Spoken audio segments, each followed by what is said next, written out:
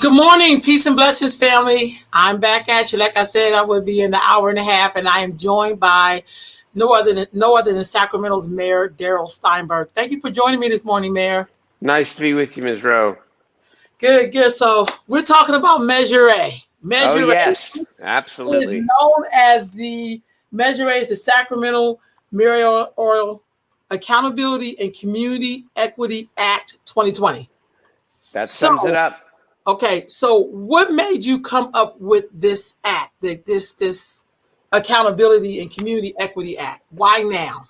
So I've been mayor for almost 4 years. I'm beginning my 25th year of elected public service to the people of Sacramento. I ran for mayor on three pretty clear platforms.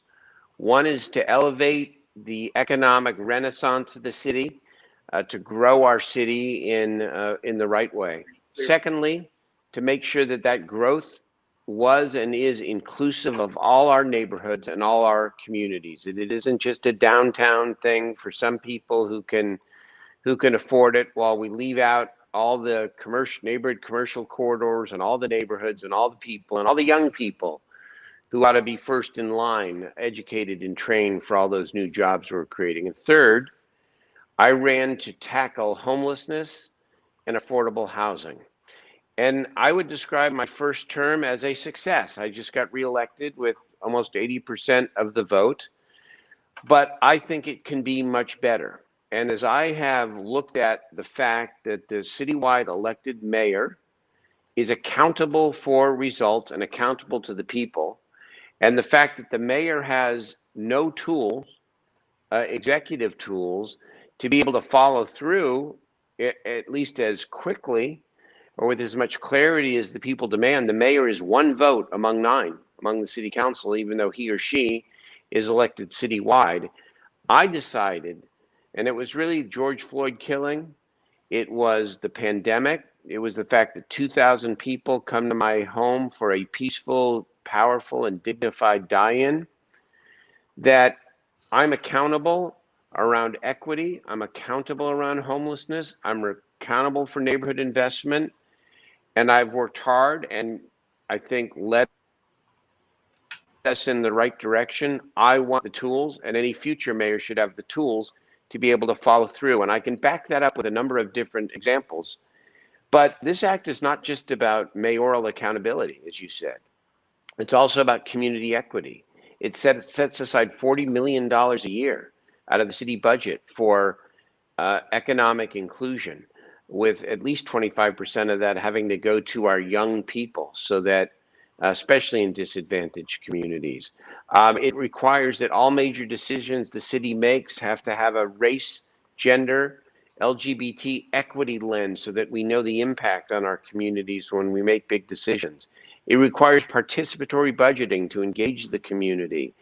And yes, it allows a mayor elected citywide to introduce a budget, but it also empowers the city council, because they have exclusive authority now, would have separate from the mayor, to pass the budget and to oversee our housing authority and to put any charter change on the ballot separate from the mayor. And so it is balanced, but it allows not just the mayor, but the entire city, I think, to follow through on what people expect of us. The city does a great job around core services. That's the city culture. That is what the city does well. What we don't do as well is have a sustained agenda around neighborhood-based economic development, around youth, around housing and homelessness. I think we can do better. So, with that being said, Mayor, there's the opposition who basically says if this act was to pass, then the community won't really have a voice. Like you wouldn't have to come to city council meetings. You know, you can make your decisions in private. You could. I'm going off of the talking points that you have for measure Sure. against your measure. So, and then that $40 million is money that's already there. What do you? Let's just take it piece by piece. What do you say to people in terms of the neighborhoods would lose their voice in governance? What would you say Well, about? obviously, well, first of all, I wouldn't put this forward if I believe that to be true. You know, I come from the neighborhoods. I was the first president of the Tahoe Park Neighborhood Association. And I believe just the opposite. I do not believe the neighborhoods, especially the disadvantaged neighborhoods, are being well served by the current city structure. All of the voices out there rightfully complaining about why there has not been a sustained neighborhood investment strategy, why there has not been a sustained youth investment strategy. All that exists under this current system. And it's not coincidental, because when you have 9 council members, not all who represent the disadvantaged parts of our city, and you have a city culture and tradition that historically has been focused on delivering basic services, by the way, mostly public safety services, which need to remain a priority and maybe even the priority. It squeezes out any real ability to be able to expand what we consider to be a core responsibility for our city, and that is youth and neighborhood equity. And so when I did Measure U in 2018, I did it with the specific intent of taking most of that second half cent and putting it into the neighborhoods. And what happened when we won? Victory has 1,000 mothers and fathers, because all the traditional stakeholders of the city said that money is ours.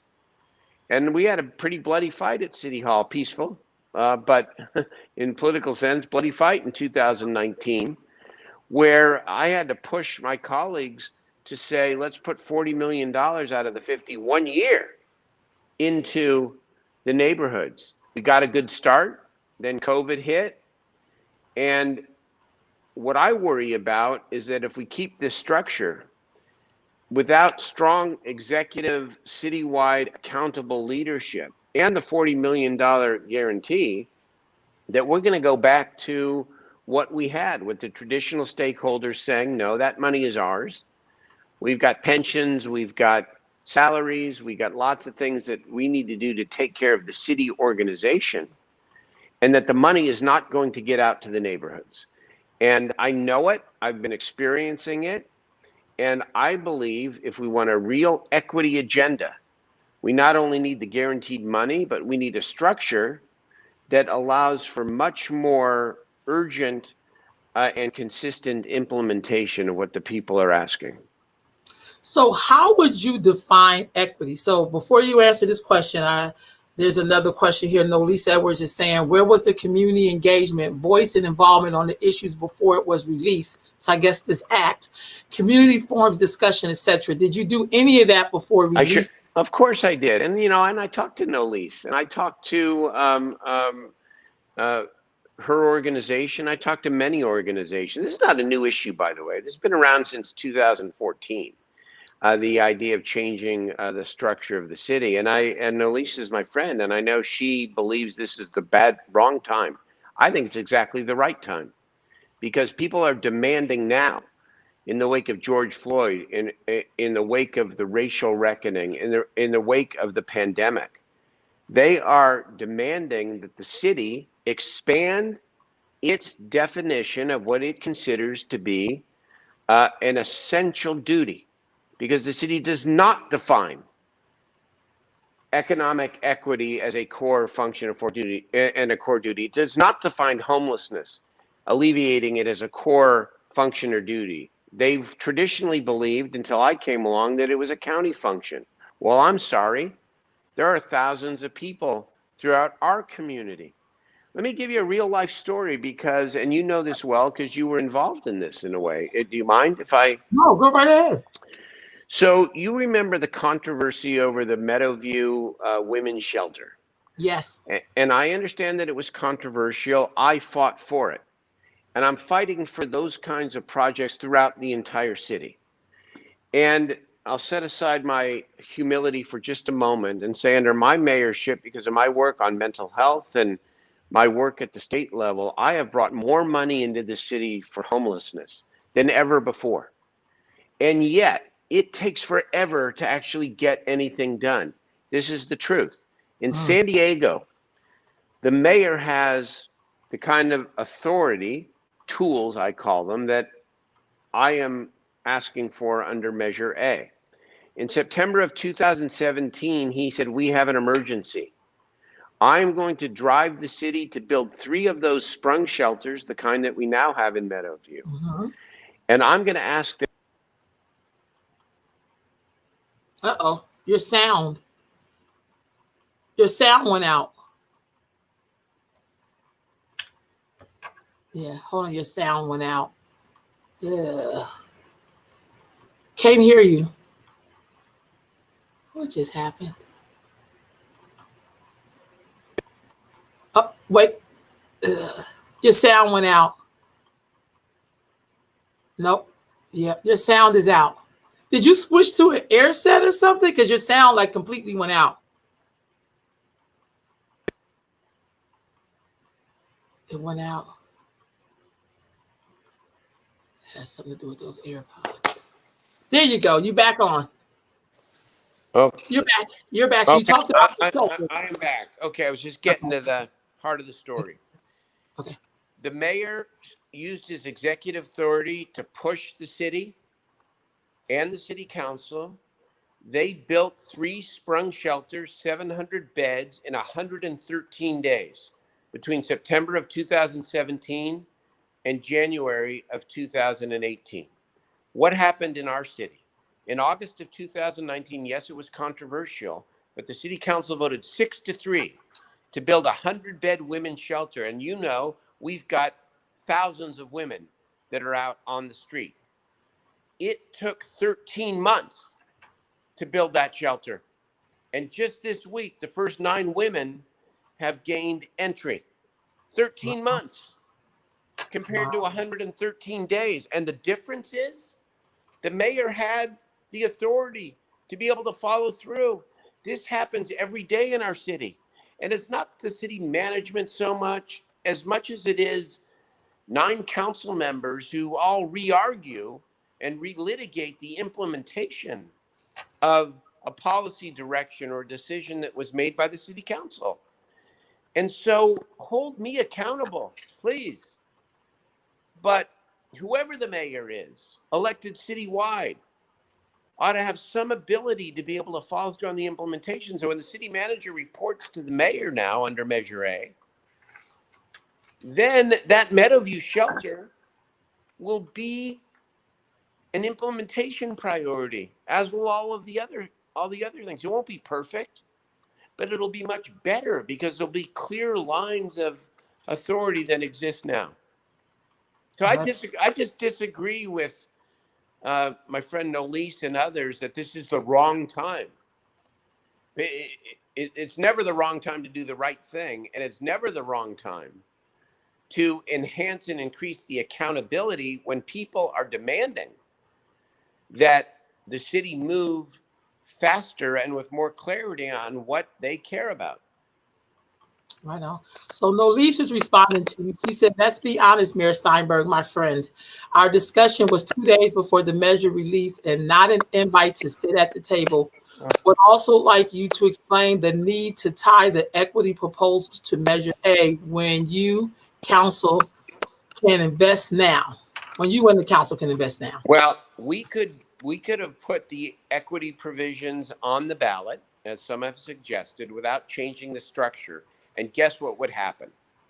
It would take 6 months, 9 months, 1 year to put forward an equity policy or equity commitment that might or might not be implemented with the urgency and the fidelity that, again, the people are demanding.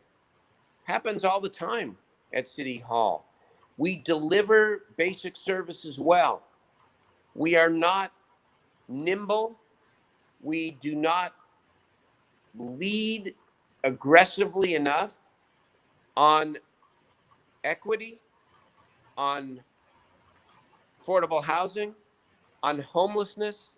Most of the achievements in these areas, frankly, are workarounds. And so putting equity in the charter is vital. But if you don't match it with a change in structure, then you may end up with a pretty good policy on paper without the follow through that you and others would rightfully expect. I know, right now. So before we get to the equity, the definition of it, someone sent this to me as a prefix to share with you. It said in the city, and you brought up George Floyd and some other things that's happening in our city, in our country. It says in the city, race and economic status have been profoundly impacted on whether Black people have equity access to opportunity. Certainly, our communities are demanding what we create a more democratic and equitable approach where the experiences of our people are valued, whether our lives are respected and our contributions are encouraged, not dismissed, stifled, or controlled by those in power. These approaches lends deeply into equity, justice, and responsiveness. And the center of equity need and more intersection in our community, which leads towards liberation for people. So through this measure, how would you define equity and how would you ensure that this will be achieved through this act? So, the way I define equity through the lens of not just a citizen of this country, but as the mayor of this city, is an intentional set of strategies and commitments with real follow through to try to improve the lives and the opportunities of people who have been traditionally left behind and disenfranchised. Mm, You know, I talked about this in my State of the City speech in 2019 in Meadowview about the history of redlining in our city and about why neighborhoods have evolved in the way that they have and why there's such a stark difference between some neighborhoods in the city. What I want is intentionality by our city to remedy that in every way. And I know that it doesn't change or happen overnight, but I'll give you another example that is just so stark to me. It's a small story.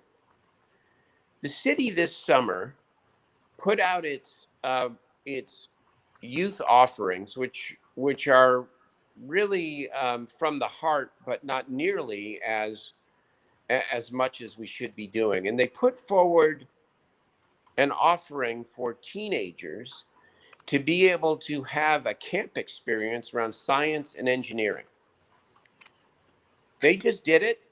And when they did it, and I looked at the flyer, they had put the STEAM camps in Natomas, in mm, Land Park, in East Sacramento, in the Pocket. mm, No STEAM opportunity in Valley High. No STEAM opportunity in Meadowview. No STEAM opportunity in Del Paso Heights mm, or in Oak Park or in Northgate. Now, this was benign because nobody was trying to hurt anybody. mhm, But if you had a mayor and a city council that had a few more tools to be able to back up our intentions and our words with action, and a requirement that we analyze those kinds of budget and programmatic decisions with a racial, gender, and LGBTQ equity lens, I don't believe that would happen. I think from the very beginning, we collectively would say, wait a minute here. If we only have four spots because of funding, then maybe we ought to focus on the four neighborhoods that and the kids that need it the most. That didn't happen. I intervened, and now it's two other. We did put it in two of our neighborhoods, but that's the kind of implicit, kind of benign thing that goes on, and the structure does not allow us to drive the change that people want to see. Right. So, Mayor, so basically part of what people are talking about, before I get to this part, the equity piece, does that really depend on the work that you do?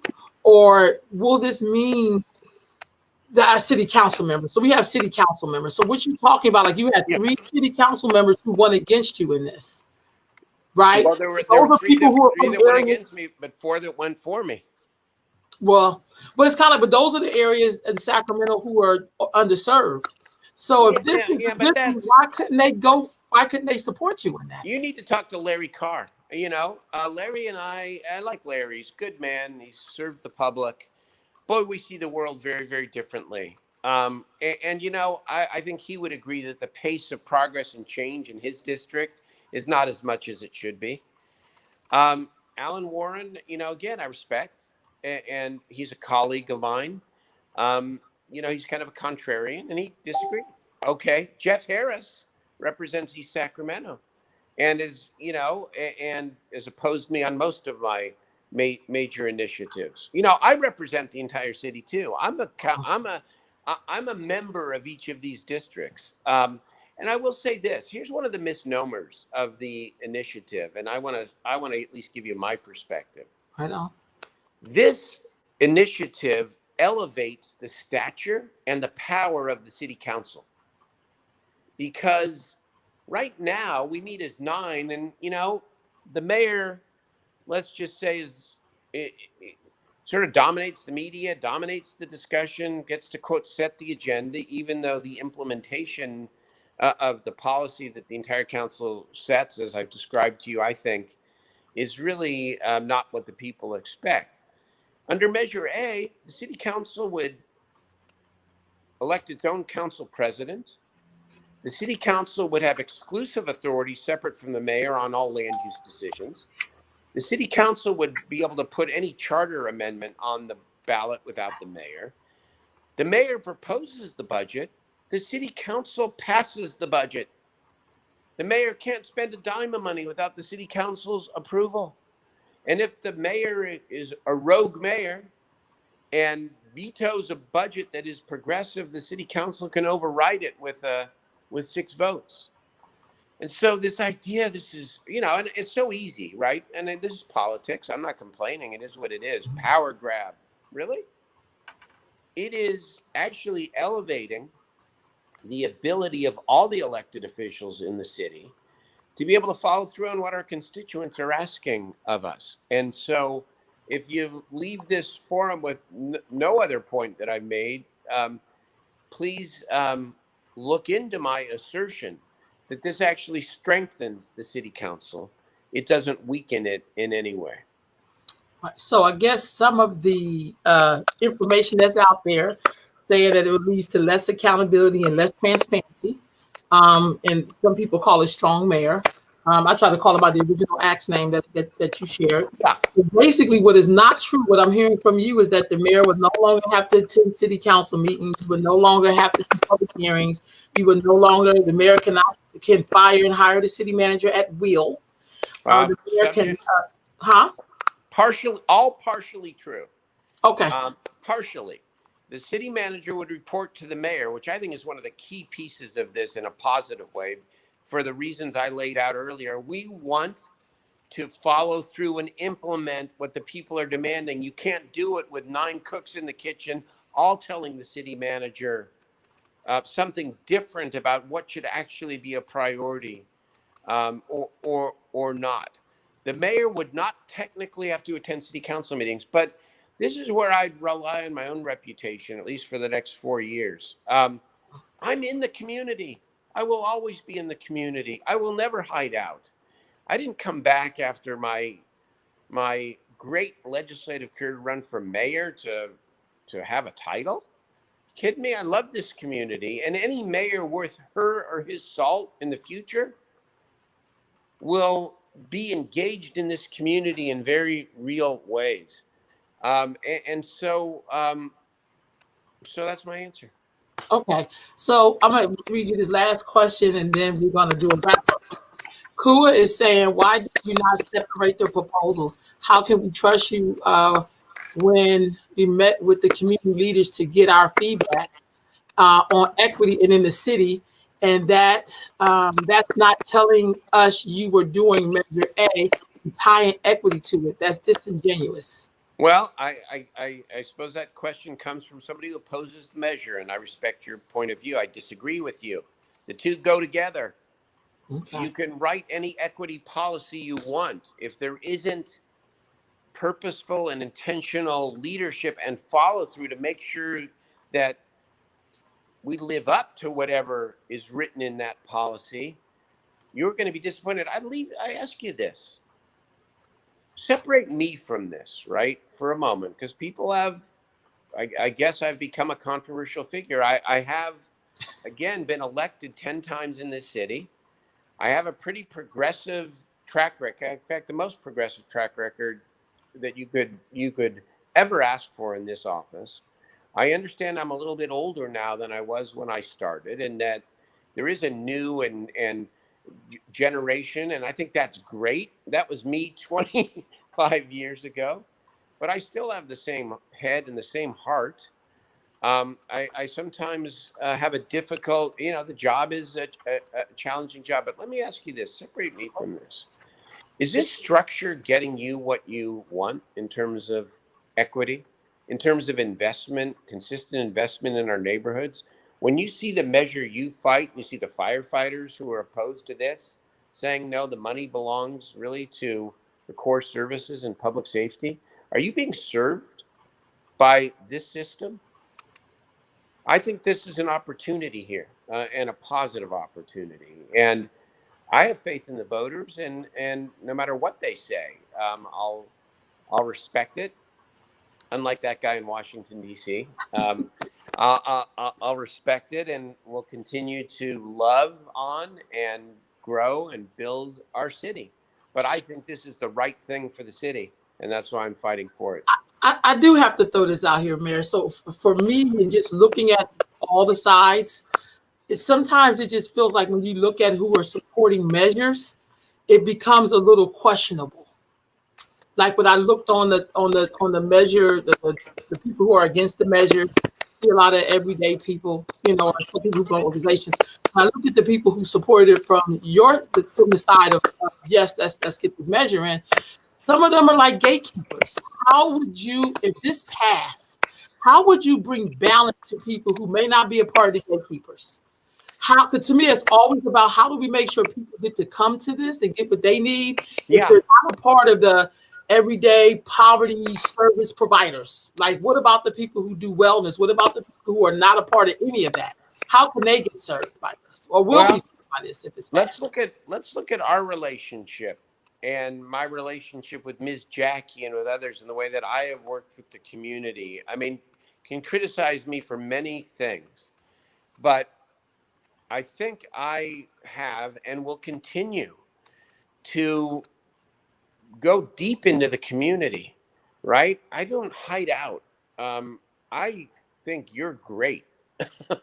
And the work that you do, and so many others who do it in an unsung way and are not, quote, the gatekeepers. And so, yeah, we have to dig deeper, but that's the whole point of this. It's the whole point of it is that our communities are not being, our communities are not getting the attention that they need. And part of it is this structure. It is, I'm telling you, it's too diffuse. The culture, the tradition, and the history of this city does not define economic equity and housing and homelessness as core city responsibilities.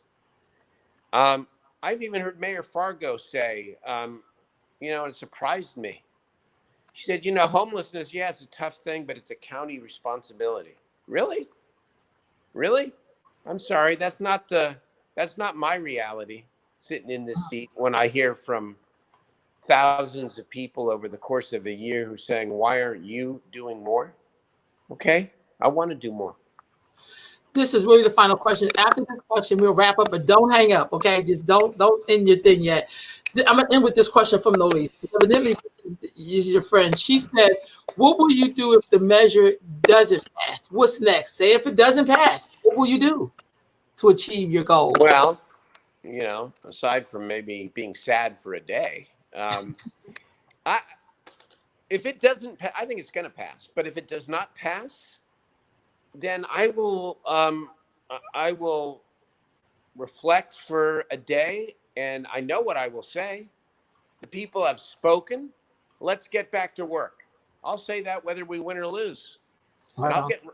I'll get right back in there, win or lose. I'm in it. I'll get right back in there.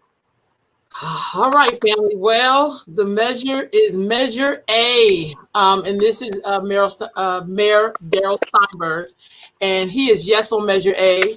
And tell us why is yes on Measure A as we go out of here. Why should we vote? Measure A for equity, Measure A for accountability, Measure A to allow a your citywide mayor to be able to respond to the urgent and emergency situations that occur in our city where people are demanding help.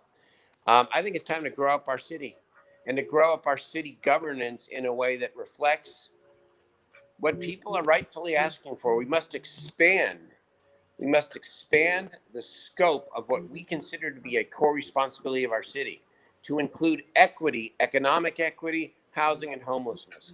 This is an important piece of being able to do that. All right, family, you heard it straight from the mayor's mouth. Yes on Measure A. And see you at the ballot box. We'll be back this evening with the voter's guide. Peace and blessings, fam.